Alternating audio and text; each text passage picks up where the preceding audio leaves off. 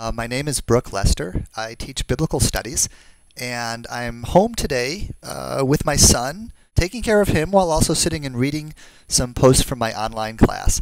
It's Introduction to the Old Testament right now. And I wanted to take just a few minutes and get some thoughts down that are on my mind about reading the Bible as a cross-cultural experience. Many of my students, not only in this class but in others, are familiar with having cross-cultural experiences. And what I'd like to do is talk about how we can use the skill set that many folks already have and many of the assumptions that many of us agree on about cross-cultural experiences, and see if that sheds some light on some things I want to say about reading the Bible. We talk about the difference between biblical studies as an academic discipline over against Bible study as a denominational, confessional activity. And the main difference has to do with who we are in principle having our conversation with. When we're doing biblical studies as an academic discipline, we are having a conversation to which everybody in principle is welcome. And we're only going to use as evidence in making our claims data, evidence that is publicly available and that our conversation partners agree counts as evidence. Whereas in making our confessional, denominational, religious, theological claims, there we're likely to bring in evidence that not all possible conversation partners are going to share. So for instance, private revelation or denominational dogma. We are intentionally limiting our circle of conversation to those who are going to share those presuppositions with us. That's Bible study as a confessional discipline. So academic biblical studies, the main thing is that we're only using publicly available shared evidence that our conversation partners will agree with us or could agree with us counts as evidence. One of the things that we ask you to do in academic biblical studies is what we call exegesis. Exegesis is when we're trying to find out what a biblical text is trying to say to its own audience in its own context with its own concerns. That's exegesis, when we're trying to hear the voice of the other in the text with its own concerns, its own interests, its own ways of thinking about God and about people and about other things. Over against what we might loosely call hermeneutics, which is asking what is the range of possible meanings that this text might have for communities today? What use might this text be to us in making the claims we want to make about God? What challenges might this text bring to us? What is the range of possible meanings that the text might have for different communities and different situations today? That would be more like what I would call hermeneutics. So exegesis and hermeneutics. Most of us come to a class like Introduction to Old Testament or Introduction to Biblical Studies already doing something like hermeneutics. It's just a question of what kind of skills we have to do that, how well we do it, what our habits are. What we're trying to do in a class like Introduction to Old Testament is to focus on exegesis because we believe that rigorous exegesis allows the text to say things to us that it couldn't have said before. When I put it that way, I hope the relevance to a cross-cultural experience begins to become clear. When we have a cross-cultural, if I were to fly to Kenya and spend about 2 days there and spent most of that 2 days walking around trying to tell people about America and how we do things and talking about myself, and then I flew back, I think most of you would agree that I have not had what we would call a cross-cultural experience.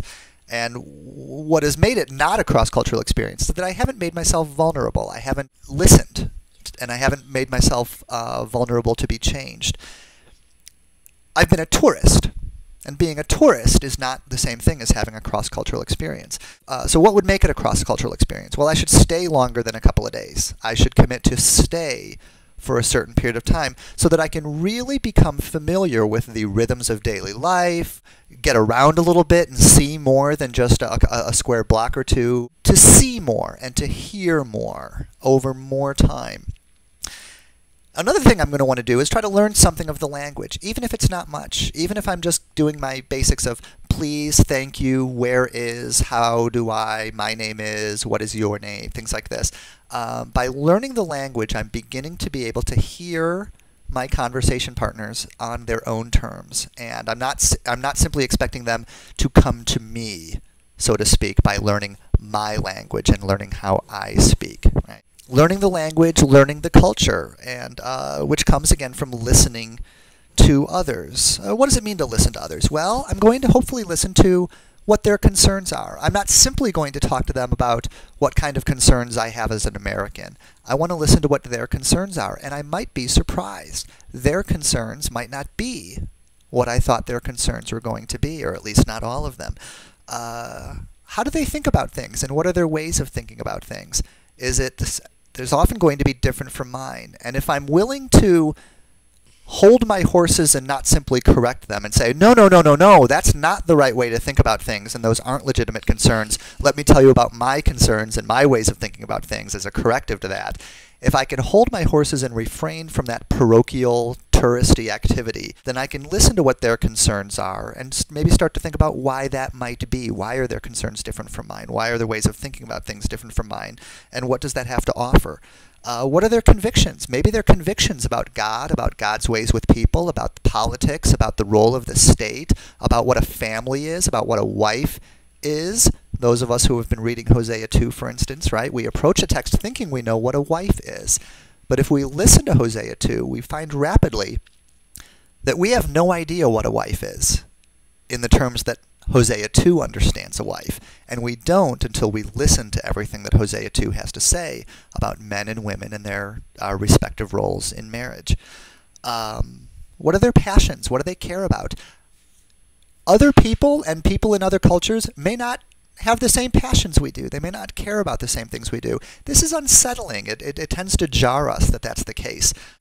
Something that I'm going to try to do in having a cross-cultural experience, I hope, is not to make non sequitur comparisons. What do I mean by that? Let's say that a Kenyan woman is trying to describe to me something about the way she thinks about family, and maybe I'm having a hard time understanding it. Well, what I don't want to do is to say, oh, well, I've been to South Africa, and I've spoken with a woman there who told me about her family, and what she thinks of family. So this woman must be trying to say the same thing, because she's on the same continent, she's the same color, so she must think the same things. No, no, no, no. I'm going to just try to listen harder and ask more questions of my Kenyan woman to see if I can untangle what it is that she's trying to say. What I'm alluding to here is the practice of Scripture interpreting Scripture. We tend to say, oh, well, this piece of Scripture is very daunting or hard to understand, so we'll rush over to find what some other text is trying to say about the same thing and assume that the Bible will have some theological unity. But the conviction of the Bible's theological unity is a confessional conviction. In terms of biblical studies, we would no more think that what Isaiah is trying to say about the king or statehood, that's going to be the same as what Hosea or Deuteronomy is trying to say about the king or statehood. We would no more think that than we would think that what a Kenyan woman thinks about family and the role of family in society is going to be the same as our South African woman. So we would avoid these cop-outs, right? We would avoid the cop-out of rushing from an encounter that we're finding hard to understand to an encounter that we find easier to understand, and using the latter to correct the former, or imposing the latter on the former. What am I saying in all this? It's a matter of decentering the self. In a legitimately cross-cultural experience, we decenter ourselves to make ourselves vulnerable to being challenged and changed by the unexpectedness of the other. And that's what we're looking for in our encounter with the biblical text. And how do we do that? Just think of it as your cross-cultural experience. Don't rush back to the application for your community. Stay a little longer. Listen a little harder. Learn what language that you can. Learn what you can about the culture. Make yourself vulnerable to the possibility that the text is saying something that you find challenging or off-putting or unorthodox or repugnant, and simply allowing that to be in its own integrity without rushing to correct that or fix it. Right? Let the other be the other, and see if you end up, paradoxically, by decentering yourself. By decentering ourselves, we allow the other to bring more to us than she otherwise could have done. right? Because we've allowed her to say more and to say it longer, and we've given ourselves a chance to listen better. That's all I mean to be saying about this. So thanks very much for listening to me. If you have any comments, I look forward to seeing them in the comments on YouTube.